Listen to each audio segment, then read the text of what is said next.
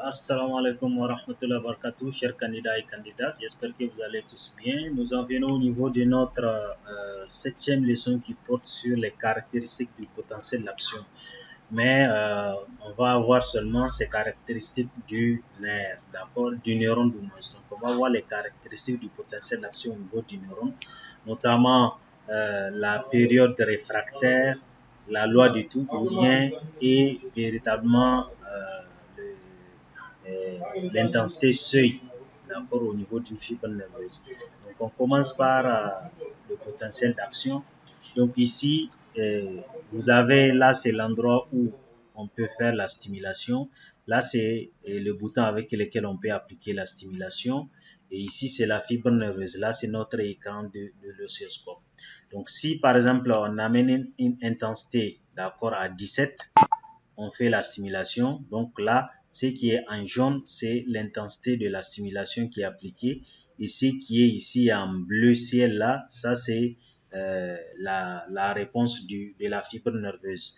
Donc là, ça veut dire que l'intensité est infraliminaire, l'intensité n'a pas atteint le seuil d'excitabilité de cette fibre nerveuse là, c'est pourquoi il n'y a pas eu de réponse.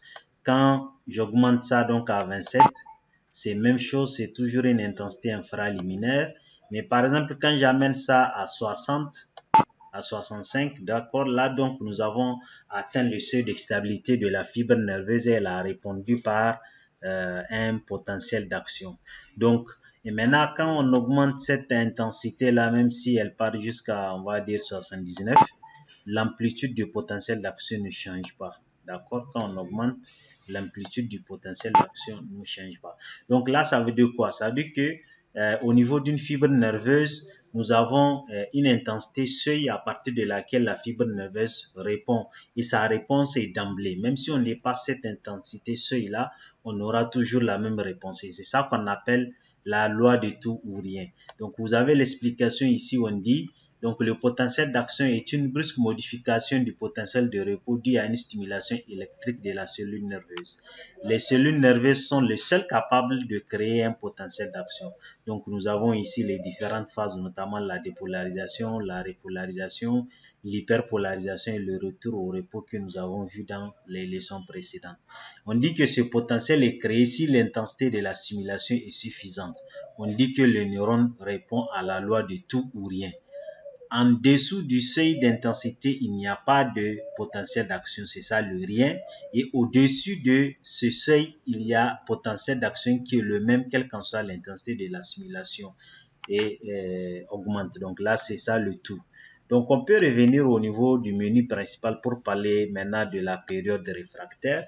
Et donc la période réfractaire, par définition, c'est le temps de repos de la fibre nerveuse et que même si tu fais une excitation de cette fibre nerveuse pendant ce temps de repos-là, tu n'as pas une nouvelle réponse, d'accord? Et généralement, là, on parle de période réfractaire après une première stimulation. Quand tu fais une première stimulation, il faut donner un temps à cette fibre nerveuse-là pour répondre à une nouvelle stimulation. Et ce temps-là de repos de la fibre nerveuse pour qu'elle soit à nouveau excitable, c'est ça qu'on appelle la période réfractaire. Donc ici, on va essayer de déterminer cette période réfractaire en variant ici l'intensité. Par exemple, j'applique une première simulation à t égale à 0 millisecondes et à un temps t égale à 2 millisecondes. On va voir ce qui va passer. Voilà. Donc, ce qui s'est passé, vous voyez, la première simulation, elle a donné un potentiel d'action, mais la deuxième simulation n'a rien donné. D'accord? Donc là, ça veut dire que nous sommes encore dans la période de réfractaire de cette fibre nerveuse-là. Donc, quand on augmente, par exemple, à 5 millisecondes, vous voyez, on est toujours dans la période de réfractaire. La première simulation a provoqué un potentiel d'action, mais la deuxième n'a pas encore donné grand-chose, n'a pas encore donné de réponse. Si on passe à 8 millisecondes, là, j'ai dépassé la période de réfractaire de la fibre nerveuse. Vous voyez, donc le temps T0 jusqu'à T8, là, cet intervalle-là, ça correspond au temps de repos de la fibre nerveuse pour qu'elle soit à nouveau excitable. En réalité, cette période de réfractaire est due à l'inactivation des canaux sodium, les canaux Na+. Donc, qui s'ensuit juste après leur ouverture. Donc, quand les canaux NA+ s'ouvrent, ils vont être inactifs, ils vont s'inactiver pendant une période bien donnée. Et c'est cette période-là de leur inactivité, c'est ça qu'on appelle la période réfractaire. Et cette période réfractaire, pour notre expérience d'ici, c'est ça, elle correspond au temps t égale à 8 millisecondes. Donc, on peut voir l'explication ici, on dit, dans cette expérience, on applique aux neurones deux stimulations successives dont l'intensité est supérieure au seuil.